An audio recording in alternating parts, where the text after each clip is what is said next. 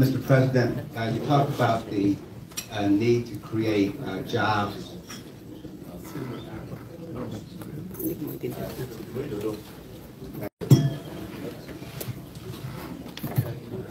Mr. President, thank you very much. You discussed the need to create jobs and wealth supply chain for electric vehicles, including cobalt and copper. I'm wondering, do you see that as adding to the wealth, or eventually adding to the wealth of individuals in your country? And related to that, there has been concern expressed in Capitol Hill in Washington about abuses in the mining industry with child labor, and also Amnesty International and Human Rights Watch have come out with reports about abuses in terms of human rights, political rights, and press freedom. Do you think these things and the concern in Congress is going in any way disrupt the effort to allow better use of the minerals in your country for the wealth of the people of your country? Monsieur le Président de la République, vous avez parlé tout à l'heure du besoin de créer de l'emploi et de la richesse. Il y a eu un mémorandum qui a été signé entre les États-Unis, la Zambie et la RDC sur des véhicules électriques. Est-ce que, selon ce mémorandum, ceci pourrait contribuer à la création de richesses au niveau de la RDC? Il y a eu aussi mention d'un certain nombre d'abus dans les zones minières, par exemple l'emploi des jeunes dans cette zone. Aussi, il y a eu des questions qui ont été posées sur la liberté de la presse. Est-ce que ces questions pourraient constituer une entrave à l'exploitation des ressources minières de la RDC, Monsieur le Président de la République? Merci. Oui, bien sûr, nous avons signé ce mémorandum d'entente avec la Zambie et les États-Unis. Évidemment, nous sommes les États et donc les investisseurs sont en train d'arriver, de présenter leurs prétentions pour mettre en place cette dynamique, cette chaîne de fabrication. Je voudrais dire aussi quelque chose que je n'ai pas dit tout à l'heure, c'est qu'en République démocratique du Congo, nous avons décidé, enfin nous allons créer maintenant des zones économiques spéciales. Et donc, dans la région à laquelle vous faites allusion, qui est frontalière de la Zambie, va se créer cette zone économique spéciale qui attirera davantage d'investisseurs qui pourront venir mettre en pratique ce que nous attendons, c'est-à-dire cette chaîne de fabrication de la batterie électrique.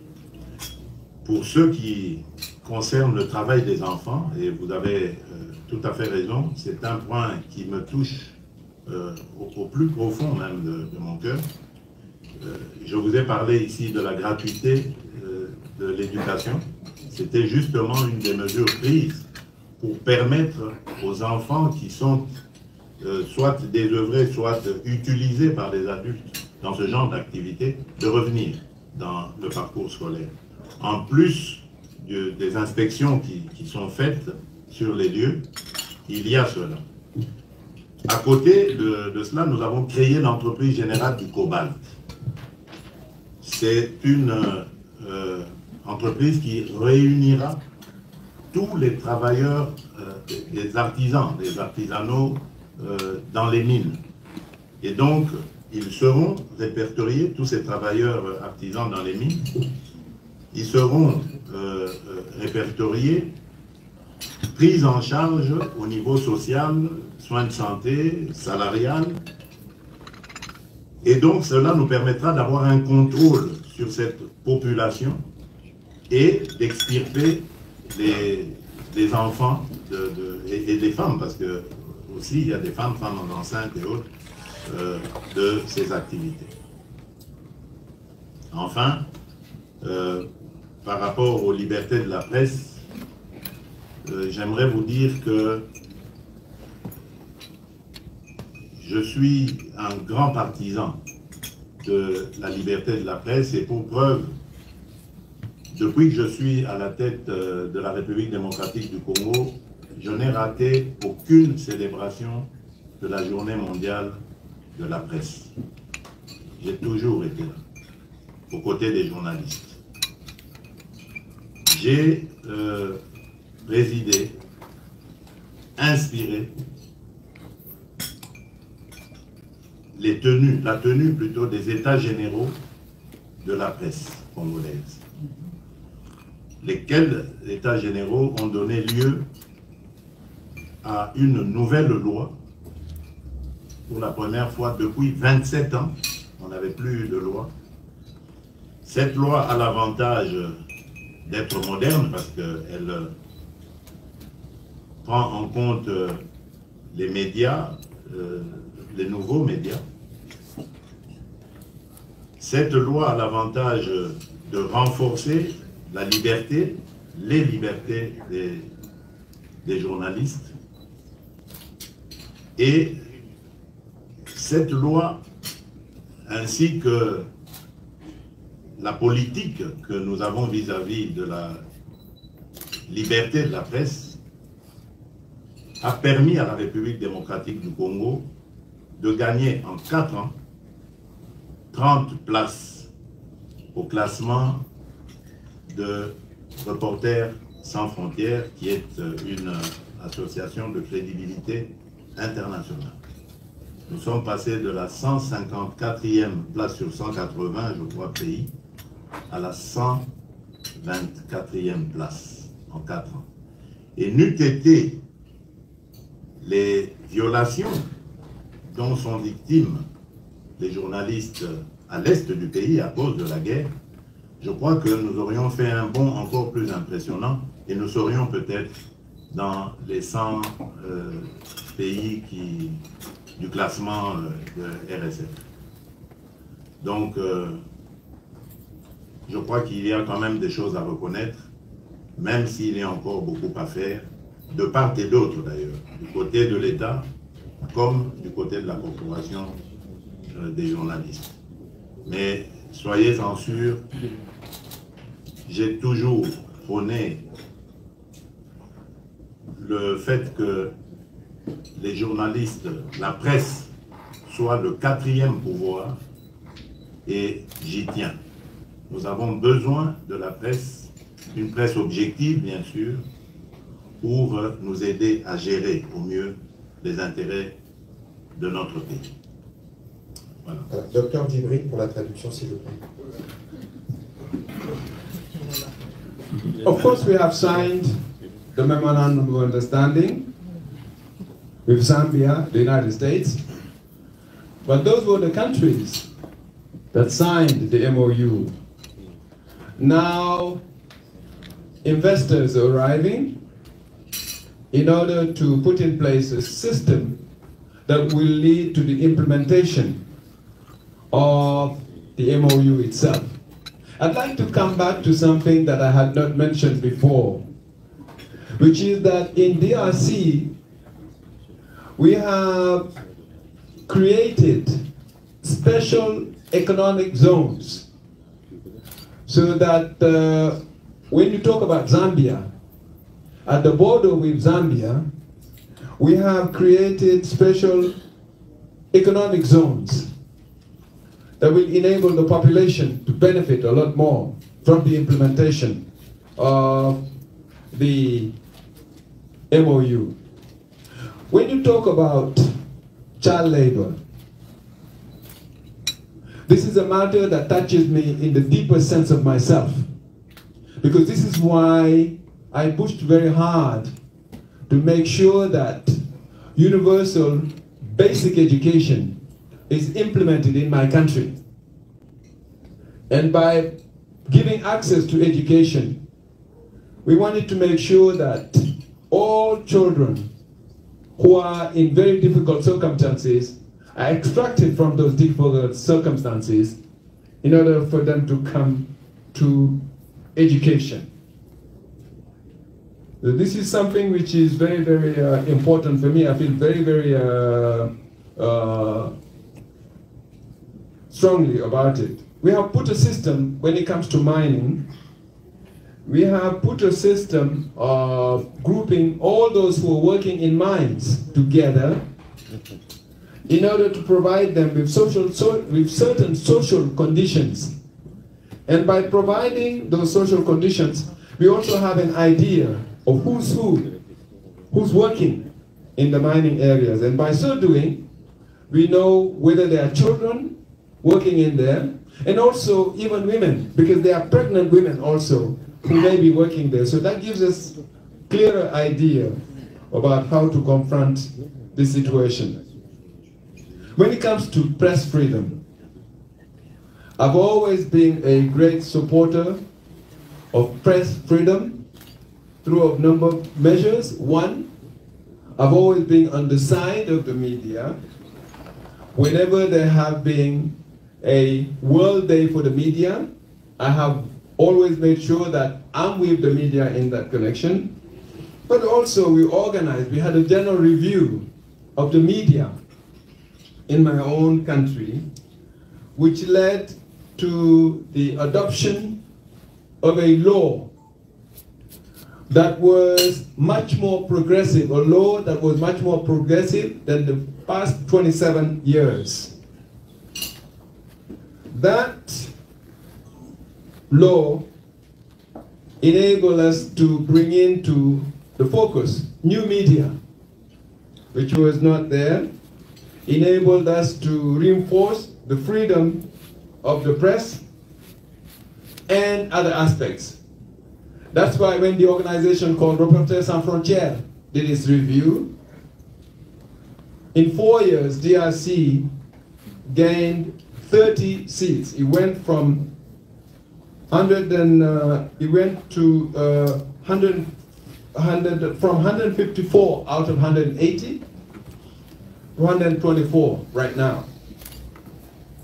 So, of course, there have been violations of media in the eastern part of the country.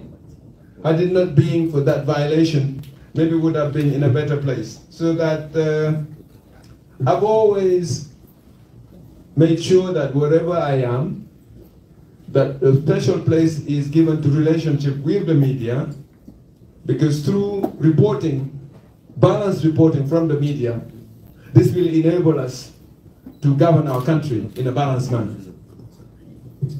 Voilà, merci. On va prendre des questions par série parce que le protocole nous informe que le président de la République est attendu à 16h30 aux Nations Unies. Avec le trafic new-yorkais, on va essayer de compresser les questions. La prochaine question est de Madame Christelle Salomé d'Al Jazeera. Christelle Salomé, Al Jazeera. Elle est partie. Elle n'est pas là. Voilà. Alors, on va prendre la question de Marc Perelman qui sera suivi de Monsieur Yassine Najar. Voilà. Marc Perelman first. Marc est parti, alors Christophe va poser la question. Christophe. Boisvivier pour Radio France International.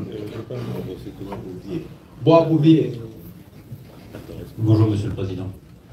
Merci de recevoir toute la presse américaine et internationale à ce déjeuner de presse.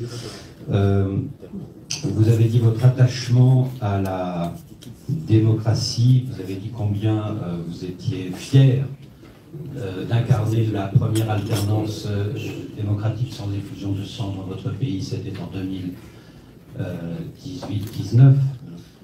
Et voilà que dans 3 mois, vous êtes candidat à une nouvelle élection présidentielle. Les Congolais votent et vous voulez que ce soit un grand rendez-vous avec la démocratie.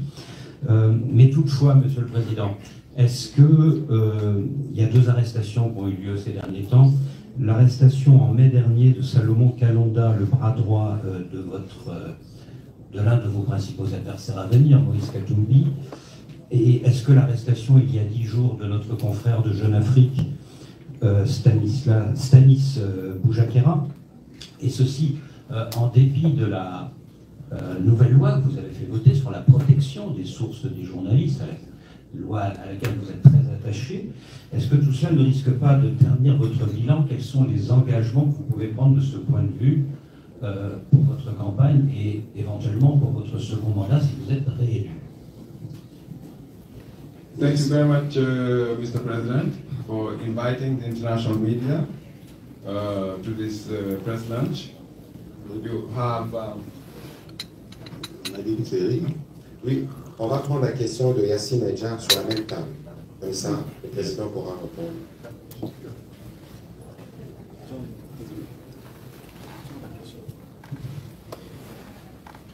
Thank you so much, Mr. President.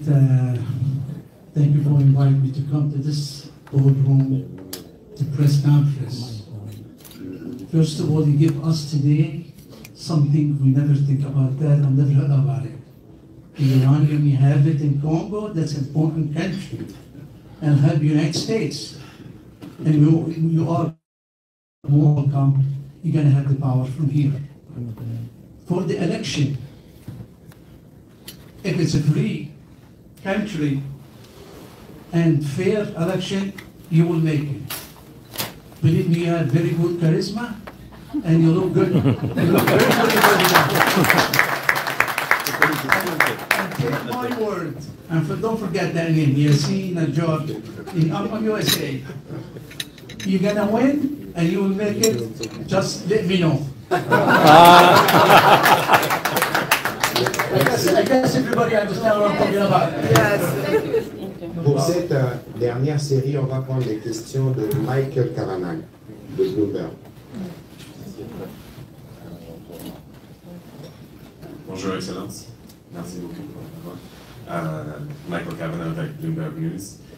Je veux poser une question sur les investissements. Trois parties, en fait.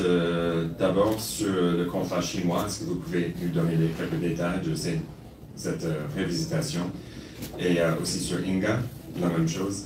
Et si je ne me trompe pas, il y a aussi des négociations avec l'Arabie Saoudite maintenant. En quoi consistent ces négociations? Et est-ce que les États-Unis font partie de ces négociations aussi? Avec l'Arabie Saoudite, vous êtes sûr? Peut-être que je me trompe. Ça, c'est la question. Nous avons de bons rapports avec les Américains, bien sûr. Et ils ont manifesté aussi un besoin de venir investir en République démocratique du Congo, mais c'est pas encore du concret. Il y avait un voyage, n'est-ce pas, du ministre de... Oui, il y a eu un ministre saoudien qui est venu et qui a vraiment dit cela. Mais nous ne sommes pas encore dans le concret, comme par exemple avec les Émiratis. Là, avec les Émirats, on est bien avancé. Ok, peut-être que vous pouvez parler des Émiratis au lieu de ça. Merci. Je peux poser la question en anglais aussi pour vous aider. Just to ask 3 questions about investments. The first is on Inga, the dam project. The second is on the revisitation of the China contract. And then the third was going to be about Saudi Arabia, but apparently those negotiations aren't happening, so I asked about the negotiations with the UAE. Thank you. Merci. Voilà, donc oui. Allez-y, s'il vous plaît. Non, mais il faut que je recommence par voix bouquet. Par Christophe. Pour dire que moi j'ai un principe, c'est celui de la séparation des pouvoirs. Et je crois que en occidental, convaincu et convaincant, vous comprenez bien ce que je veux dire. Je ne me mêle pas de ce qui se passe avec la justice. Mais évidemment, comme le dit la Constitution, je suis le magistrat suprême. Sans juger, bien sûr, je peux m'enquérir de certaines situations sans m'immiscer dans les affaires de la justice, surtout lorsque cela suscite des polémiques.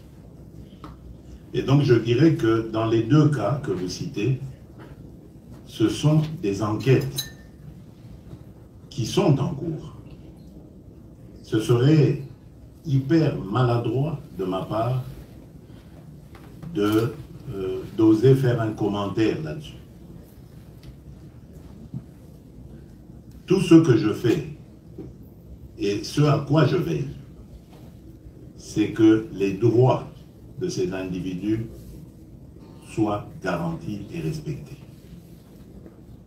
Maintenant, si on me prend, on arrive à me, on prend un défaut, on arrive à me démontrer que leurs droits n'ont pas été respectés, je suis prêt à aborder le sujet. Mais une interpellation par une institution comme la justice, ça se constate. Pourquoi voudriez-vous que le même principe, par exemple pour la presse, j'ai lu d'ailleurs il y a quelque part là, qu'il y a 2 ans peut-être, je crois, une journaliste française avait été interpellée pour avoir divulgué des informations stratégiques, interpellée et gardée à vue. C'est récent. C'est récent, oui. Aujourd'hui, d'ailleurs. Hier ou avant-hier. Un peu plus loin, il y a Julian Assange aussi, qui avait émis et qui a été traqué comme une bête immonde, parce qu'il est allé se cacher dans des ambassades, notamment en Grande-Bretagne, mais on l'a traqué jusqu'à le point, parce qu'il avait divulgué des câbles diplomatiques stratégiques. Quoi de plus mal que la justice essaie de s'intéresser à ça, d'autant plus que pour le journaliste Stanley Boujakera, qui est un jeune homme que j'aime bien, pour la petite histoire, il a couvert notre campagne au moment de ma campagne électorale. Je dis notre campagne parce que nous étions en coalition avec l'UNC de Vital Kamerhe. Il l'a couvert, il était de tous les combats avec nous. Donc vous voyez que j'ai de la sympathie pour ce jeune homme. Je regrette ce qui lui arrive, mais je ne peux pas faire entrave à la justice et ne pas permettre à celle-ci de faire toute la lumière. D'autant plus qu'on parle de mort d'homme là. Rappelez-vous, Chérubin Okende, ancien ministre, qui a été mon collaborateur pendant longtemps, très apprécié d'ailleurs par moi, est mort dans des circonstances suspectes qui, jusqu'à aujourd'hui, ne sont pas encore élucidées, malgré le fait que nous avons fait appel à des enquêteurs internationaux belges, par ma demande personnelle adressée au Premier ministre belge, sud-africain, français aussi, un élément se trouvant en poste à l'ambassade du Congo et la MONUSCO, à l'ambassade de France au Congo plutôt, et la MONUSCO. Et malgré tout ça, on prend le risque de désorienter l'enquête et l'opinion, donc je crois que ça peut intéresser la justice. Quant à l'autre cas, malheureusement, nous sommes en situation de guerre, nous imposée par le Rwanda, et la justice s'est intéressée de très près aux accointances qu'il y aurait entre ces personnes, entre cette personne et nos agresseurs. C'est ce que je peux dire à ce stade sans vraiment violer le secret de l'instruction. Parce que je tiens à la séparation du pouvoir, mais en même temps, je tiens au respect des droits des personnes qu'on interpelle, des personnes qu'on accuse. Donc, j'espère que c'est clair. I have always had a principle of making sure that there is separation of powers. I would not like to be part of what is going on within the justice system. I can find out what is going on and make sure that whoever is in the hands of justice has got his or her rights properly defended. And if their rights are not defended, I will make sure that this happens. Of course, there have been examples of French journalists who had been arrested recently. And then you may recall also the situation with Julian Assange, who was sought after, and he went through Indian to take refuge in an embassy. Mais juste m'arrêter à ce niveau-là. Pour me permettre de dire, quand je citais ces deux cas, c'était pour demander à M. Ouaboudié pourquoi est-ce que lorsque ça arrive en Occident, c'est normal, et quand c'est en Afrique, on pense qu'il y a anguille sous roche, qu'on est en train de violer les libertés des gens. Pourtant, ce sont les mêmes circonstances. I just wanted to give this precision to the journalist who asked the question, just to say, when something like this happens in Europe, and it's regarded as normal, that the person, the journalist who has done this situation is sought after, and then when it happens in Africa, it's regarded differently. I know Sani. He was part of our campaign when we were in the coalition, and I have the biggest sympathy for him, but I cannot really interfere with what the justice of my country is doing, especially when there has been loss of life. One of my own staffers, who was very, very close to us, lost his life. Up to today, we do not know the circumstances of the death of that staff. And we've asked for the cooperation of Belgium, of South Africa, of France, of MONUSCO, but until now, we do not know exactly what happened to that person. And of course, we're also in a situation of war that was imposed on us by Rwanda, which is not facilitating the situation.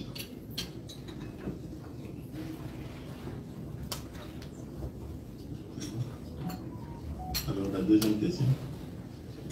La deuxième question, c'était plus, je pense, la question de M. Yassine, c'était plus un encouragement. Je n'ai pas noté de particulières questions, peut-être. Merci, merci. Et la dernière, c'est celle de Michael Carabin. Oui, Michael, oui, permettez-moi de ne pas parler ici des termes des contrats entre la République démocratique du Congo et ses entreprises chinoises, parce que d'abord, je n'ai pas fait partie des négociations, mais j'avais tracé, simplement comme je l'ai dit ici, une ligne qui montre les principes que je défends. C'est-à-dire, nous voulons un partenariat qui soit gagnant-gagnant, win-win. Jusqu'ici, nous avons constaté, et je ne suis pas le seul à le dire, je vais parler de l'inspection générale des finances, qui est tenue et dirigée par un homme vraiment brillant, Jules Alinguete, pour ne pas le citer, qui a fait le constat que depuis que nous avons contracté cette entente avec les Chinois, il y a, les entreprises chinoises ont gagné près de 10 milliards de dollars et la République démocratique du Congo n'est même pas à 1 milliard. Donc, c'est vraiment disproportionné comme un partenariat et il fallait rééquilibrer cela. Récemment, j'ai effectué un voyage en Chine où j'ai parlé de cela.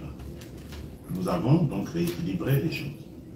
Et nous avons été heureux de constater que nos partenaires chinois étaient disposés aussi et ont compris que la République démocratique du Congo avait raison de regarder les choses dans cette manière. Et ils ont fait le constat malheureux que jusque-là, malheureusement, avant nous, il n'y avait pas ce genre de considération. Donc ce n'était pas à eux de faire le travail des Congolais à la place des Congolais eux-mêmes. Voilà pourquoi ils ont été enthousiasmés par l'idée, la proposition de la République démocratique du Congo de revoir ce partenariat dans le but de faire aussi gagner la République démocratique du Congo. Et nous sommes repartis de plus belle dans une nouvelle aventure, cette fois-là sûre d'être satisfait et de ne pas laisser un des partenaires frustrés sur le côté. Alors, à propos d'Inga, comme vous le savez, Inga, c'est notre fierté, c'est le rêve africain. Si nous réussissons à le développer dans toutes ses phases, 8 phases il faut, je crois que Inga peut devenir la lumière de l'Afrique. Malheureusement, nous sommes encore en difficulté de mobiliser les investissements. Nous avons eu un partenaire qui nous a fait rêver pendant un certain temps. Il s'agit de la société Fortescue de Andrew Forrest, un Australien, que je vais sûrement encore revoir, peut-être ici à New York, m'a-t-on dit. Mais bon, les négociations sont un petit peu à l'arrêt, on va dire, parce que pour plusieurs raisons qui ne sont pas convenables à dire ici. Mais nous continuons d'espérer, d'autant plus que, par exemple, la Banque mondiale a de nouveau manifesté son intérêt, ce qui nous réjouit. Lors de mon passage en Chine, j'avais aussi réussi à susciter l'intérêt des Chinois. Je crois qu'il ne serait pas impossible que demain, on voit une sorte de consortium se dessiner, se former autour de la Banque mondiale, des investisseurs chinois, peut-être européens, parce qu'il y a peut-être encore des intérêts là-bas, pas encore très manifestés, et cet Australien qui continue à vouloir venir dans cette aventure. Mais lui, c'est surtout pour le post-Inga, c'est-à-dire la production d'hydrogène vert. Vous savez que l'hydrogène est très prisé et sûrement le combustible de demain. Donc voilà, nous sommes pour le moment dans ces zones-là, rien de concret, mais des intérêts manifestes, intérêts africains aussi, comme nos amis sud-africains, qui sont, comme vous le savez, en difficulté en ce moment par rapport à l'énergie, et qui seraient intéressés aussi de venir dans cette aventure. Et nous ouvrons la porte à tout le monde, parce que nous savons que le projet Inga, c'est un projet global, c'est un projet qui va intéresser plusieurs partenaires et avoir des retombées sur plusieurs pays en Afrique. Et donc, nous laissons la porte ouverte à tous ces partenariats et le moment venu, canaliser les bons partenaires pour impulser ensemble et réaliser ce projet. Alors, vous avez parlé des Saoudiens d'abord, mais Émiratis après. Oui, avec les Émirats, nous sommes dans plusieurs partenariats. D'abord, les mines. Je vous ai parlé ici de Primera Gold, cette joint venture que nous avons faite ensemble et qui nous permet aujourd'hui de juguler sérieusement le trafic illicite de l'or produit au sud Kivu. Nous sommes également pour parler pour d'autres secteurs, des minerais 3T, le cobalt et le cuivre, mais ça c'est en discussion pour le moment. Nous sommes en partenariat dans notre système de défense. Les Émiratis nous ont énormément aidés à ce point. Nous pouvons dire avec fierté aujourd'hui que nous avons réussi à renforcer les capacités de nos forces armées et pouvoir d'ailleurs faire face à l'adversité. Si la guerre n'a pas avancé jusqu'à Goma, cette agression rwandaise, c'est parce qu'il y a eu une réplique ferme de nos forces armées au mois de mars et qui a un petit peu fait réfléchir nos agresseurs. C'est entre autres grâce à ce partenariat avec les Émirats arabes unis. Il y aura aussi des domaines tels que l'agriculture, le numérique et l'éducation. L'éducation, nous y sommes déjà avec le programme Aleph des Émiratis qui consiste à enseigner à nos enfants par des tablettes. Plutôt que de les faire transporter les cartables habituels, ils viennent rien qu'avec des tablettes et l'enseignant peut produire ses leçons à travers ce moyen-là. Les parents peuvent également avoir accès à cet appareil pour réussir à suivre leur enfant. Donc voilà le modèle sur lequel nous sommes en train de réfléchir. Il y a du côté congolais déjà une commission qui s'est penchée dessus, qui a été aux Émirats pour voir. Les Émiratis sont venus en République démocratique du Congo. Et si tout va bien, nous pourrions lancer une expérience pilote au mois de novembre en prenant 52 écoles. Nous avons 26 provinces en République démocratique du Congo. Nous choisirons 2 grandes écoles par province où nous allons expérimenter cet enseignement en espérant que dans les années qui viennent, on pourra le généraliser. Voilà ce que je peux dire en substance quant à ce qui concerne les relations avec les Émiratis. Le soutien pour l'armée, c'était financement ou c'était les armes? C'est quoi exactement?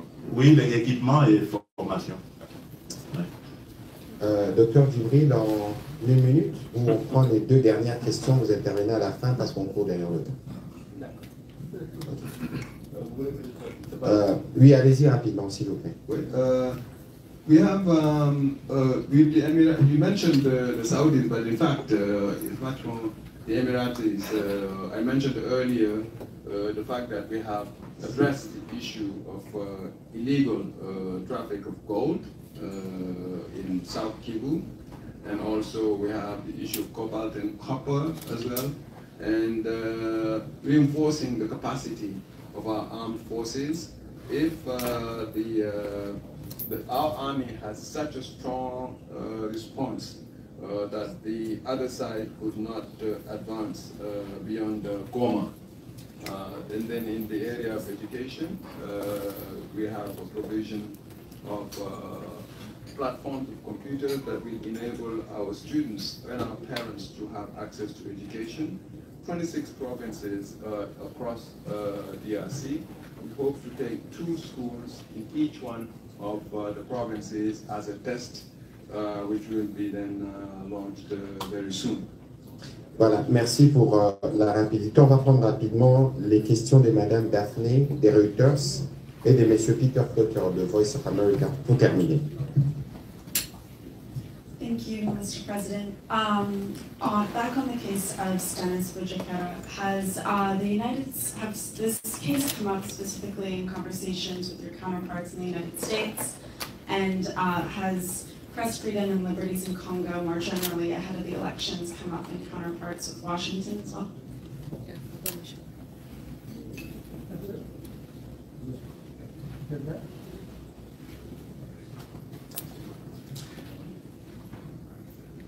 Thank you very much, Mr. President. Peter Clotet from Voice of America. My question is, your government has expressed concern about atrocities your government says M23 has been causing in the eastern part of the country.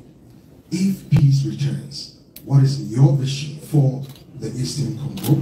And then secondly, a lot of people have expressed skepticism about the upcoming elections. What assurances are you going to give your compatriots, the Congolese, about the elections and your international partners about the elections in December, so to speak? Thank you. Merci. Docteur Djibril. Est-ce que, Monsieur le Président, dans vos consultations avec Washington, la question de la liberté de la presse a été soulevée? C'est une question de Reuters. Et pour la voix de l'Amérique, vous avez exprimé des préoccupations par rapport aux atrocités qui ont été commises, continuent à être commises à l'est du Congo avec le M23. Quelle est votre appréciation à ce niveau? Et il y a des questions qui sont posées sur un certain degré de scepticisme par rapport aux élections en décembre. Quelle est votre appréciation à ce niveau? Merci. Bon, depuis que je suis là, je n'ai pas encore rencontré d'officiel américain. C'est normal. Nous sommes ici pour l'Assemblée générale des Nations Unies. mais je crois qu'en marge de celle-ci, il y aura sûrement des rencontres. Et donc je ne peux pas encore vous dire si cette question sera posée. Mais si elle est posée, je répondrai de la même manière que j'ai répondu à M. Ouabouvier. Je voudrais ici souligner que jamais je ne serai le fossoyeur, l'assassin de mes compatriotes. Je suis venu à la tête de ce pays pour promouvoir les droits et les libertés de mes concitoyens, les droits et les libertés des femmes. Je ne suis pas là pour venir faire souffrir ma population. Je suis moi-même issu d'un mouvement politique qui a énormément souffert de dictature, de violence et de beaucoup de choses, comme des arrestations arbitraires et tout cela. J'en connais les horreurs, je ne peux pas le souhaiter pour un compatriote. Je ne le ferai jamais. Donc, comme je l'ai dit, je veillerai à ce que le droit soit respecté, mais en même temps, lorsqu'on a affaire à la justice, il faut répondre à celle-ci. Alors, oui, je vous laisse I come from a political movement. I come from a political movement where our movement has suffered a lot in terms of being subjected to dictatorship, to violence. So I feel very, very strongly that I will never be part of what will try to destroy the lives, to assassinate my country fellows. The respect of the rights and freedom is something very, very important, and I will make sure that this is respected, but at the same time, as I mentioned before, it will be impossible for me to interfere with the workings of the justice system itself. Alors, à propos du M23, j'aimerais vous dire que c'est un groupe de criminels qui est embarqué dans une aventure qui elle-même est criminelle, emmenée par M. Paul Kagame, président de la République du Rwanda. Et c'est parce que ce sont des criminels que nous n'allons jamais négocier ou entrer dans un dialogue quelconque avec eux. Je l'ai dit suffisamment, répété à plusieurs fois, et je vous le confirme à nouveau. Ils ont commis beaucoup d'atrocités, et ils continuent d'en commettre d'ailleurs. J'espère que la justice internationale, un jour, qui est saisie d'ailleurs, un jour pourra mettre la main sur ces criminels.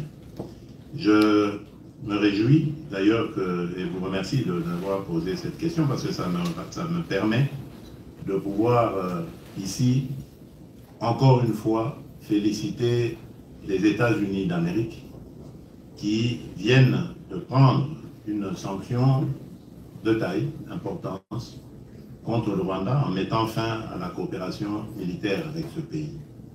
Parce que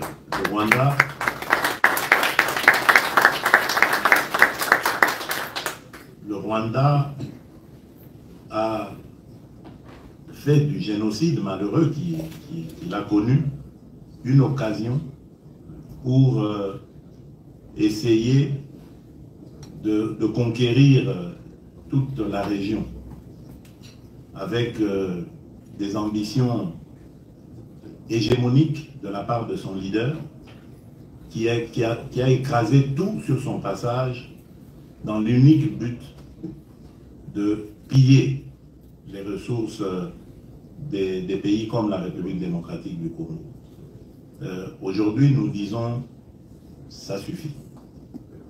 Plus de 10 millions de morts, des millions, voire des milliards de dollars de pillés en ressources naturelles, minières comme agricoles, ça suffit. Voilà pourquoi nous avons renforcé nos capacités et nous sommes, je peux le dire aujourd'hui, en mesure de pouvoir faire face à n'importe quelle adversité venant de ce pays-là. Donc, nous n'allons pas baisser les bras, nous allons continuer à défendre notre pays et je n'exclus aucun scénario pour défendre ce pays et avoir la paix véritable en République démocratique du Congo. Alors, il y avait un autre volet à votre question, c'est... les élections. Oui. Oui. Bon, le scepticisme, je ne sais pas de qui il vient, parce que tous nos partenaires, États-Unis, Europe, tous ont dit leur foi et leur engagement dans ce processus électoral.